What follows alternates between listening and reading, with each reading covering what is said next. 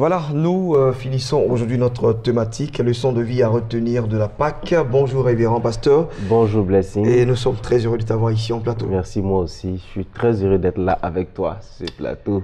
Alors, on va terminer notre enseignement sur la Pâque, Oui. sur la leçon à retenir. Oui, absolument. Je voudrais que les gens comprennent en fait que toute l'histoire de la Pâque nous enseigne des leçons. La dernière fois, nous parlions des herbes amères qui représentent les difficultés qu'on ne peut pas soustraire de la vie de quelqu'un.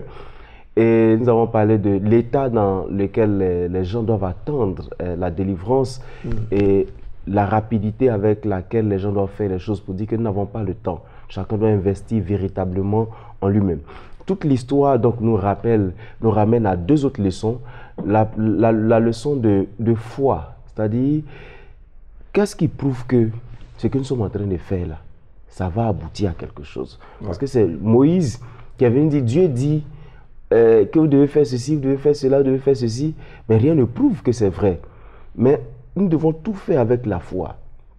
Avec la foi, parce que sans la foi, personne ne peut arriver à obtenir quelque chose de bien sur la terre. Même quand je bois de l'eau, je bois avec la foi, parce que je sais que l'eau va faire du bien à mon corps. Quand je vais m'asseoir sur une chaise, je viens avec la foi, espérant que la chaise ne me lâchera pas. Ainsi de suite. Et la dernière leçon, c'est cette leçon d'obéissance complète. Parce qu'il y avait des étapes pour pouvoir obtenir le salut quand l'ange de la mort passerait. Il était question de prendre un agneau ou un chevreau et le garder pendant un certain nombre de temps, le sacrifier et le rôtir, ainsi de suite. Il y avait des petites étapes. Aujourd'hui, il y a des gens qui obéissent à Dieu à moitié. Juste que, non, je fais ce qui me plaît, je fais ce qui est bien, et puis bon, après, je fais pour ma chair ce qui ne me plaît pas dans la parole de Dieu, je rejette. Une fois, je disais à quelqu'un me disait, ah mais écoute, faut me brancher à telle fille. Bon, je lui ai simplement dit que, étant donné que je ne suis pas un électricien, je ne peux pas brancher quelqu'un à quelqu'un. Alors, il me dit, mais je lui ai dit, mais attends, que fais-tu de ton épouse? Il dit, oh, mais le péché du roi n'est pas un péché. En fait, la faute du roi n'est pas un péché. Juste pour dire que des gens trouvent des versets bibliques pour justifier leur forfait. Mais il s'agit d'une question d'obéissance complète pour pouvoir avoir le salut.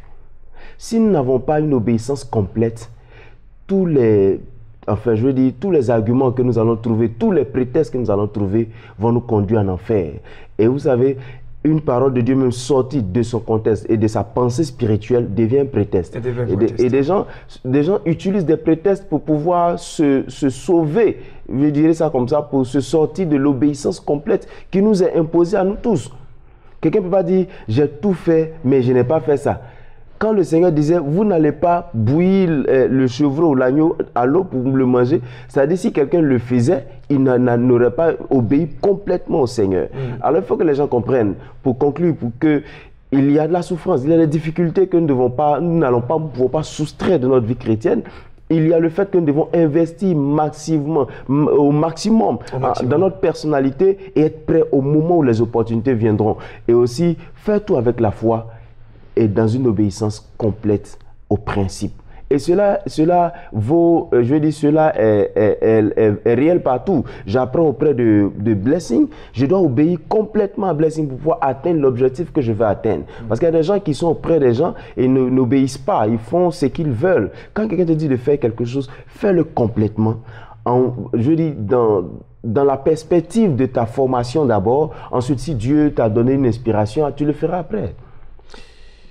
Merci, révérend pasteur Victor Kwasi, pour cette thématique, leçon de vie à retenir donc de la Pâque. On a vu donc l'herbe représentait les difficultés, c'était l'herbe amère, hein, les difficultés, tout cela. Et puis on a aussi vu le cas de la farine, c'était le levain. Le levain, enfin le pain sans levain, je n'avais pas vraiment parlé de ça, mais je dis, il faut qu'on se garde pur, sain, je veux dire, séparé de ce qui peut nous empêcher d'être réellement nous-mêmes. D'accord. Alors nous avons ici une pile quand même de fiches pour recevoir nos différents annonceurs. Vous le savez, on va partir dans la deuxième partie consacrée à nos différents invités. Merci encore à vous et d'être passé. On espère se revoir le vendredi prochain. Certainement. Allez, c'est sûr. Nous partons pour Espace Annonce.